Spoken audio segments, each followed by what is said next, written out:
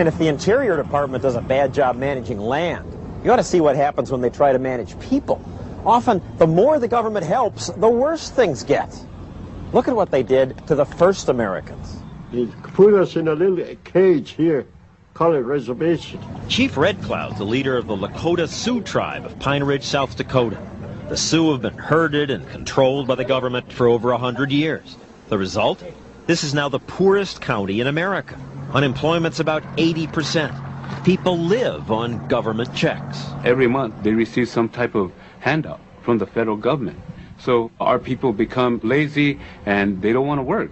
With nothing to do, many just drink. I've been under the supervision of the federal government for a long time. You know? They messed us up, man. They messed us, man.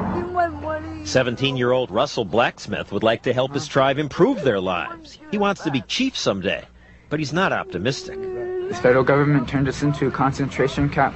We sit back and just live off of government handout. It's been a trap. We need to stand on our own 2 feet. We have the least life expectancy, less than Guatemala, less than Bolivia, Brazil. Hardly anyone reaches 65 anymore. Activist Russell Means blames the Interior Department's Bureau of Indian Affairs, the agency that claims to help Indians by planning their lives.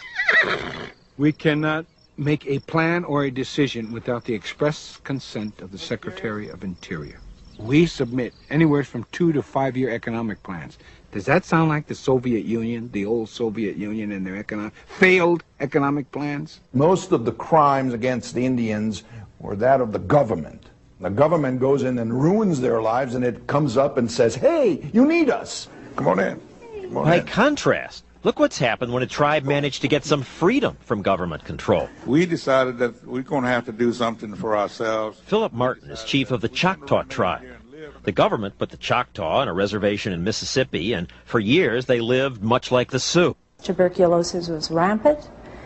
Infant mortality was horrible. Babies were coming into hospitals, not being cared for, and going home and returning and dying in mother's arms. But then the Choctaw petitioned Congress to give them special concessions that would allow them to try new things without having to go through so much red tape. For the first time, we're able to make some changes. Today, 20 years later, they have factories that generate hundreds of millions of dollars in sales. One makes stereo speakers, another wiring for cars, another makes plastic utensils for McDonald's. Every Indian who wants a job has one. They've even hired thousands of non-Indians from off the reservation. They've built their own schools and hospitals, and they've built 1,000 new homes. I think if my grandparents were still living today, they would be so astonished at what all has happened and how much it's changed. Makes you wonder, how does the Interior Department get away with it?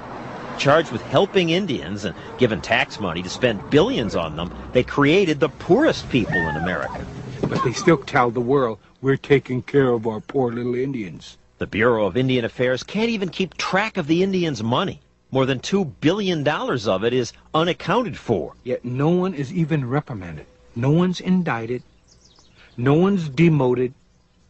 No one is fired. No one is even named. Just more billions lost in the bureaucracy. And where might the money be?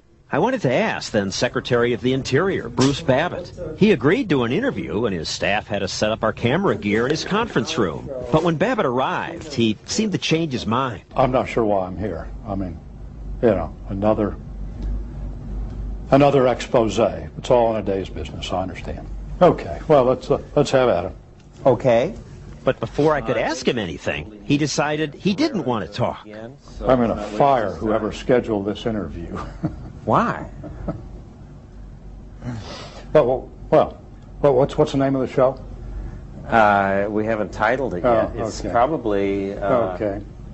The government is wasting your money. They are corrupt and incompetent. Oh, I wouldn't say corrupt. I would argue competent. Yeah, you'd say incompetent. Look, I'm getting less and less interested in doing this interview. I got to tell you, I really am. I'm not sure how I got here, but well, we told you it was a consumer report on government. Told your staff. Yeah. Look, I really don't want to do this. Now, And that was that. The interview was over. Now his department wants Congress to give more money to the Bureau of Indian Affairs. Should they get it? Should they exist at all? There's no Bureau of Jewish Affairs. There's no Bureau of Irish Affairs. There's no Bureau of Black or African Affairs. They sit up there in Washington, D.C., and they legislate laws that affect us, when in fact, they don't know what the heck's going on here.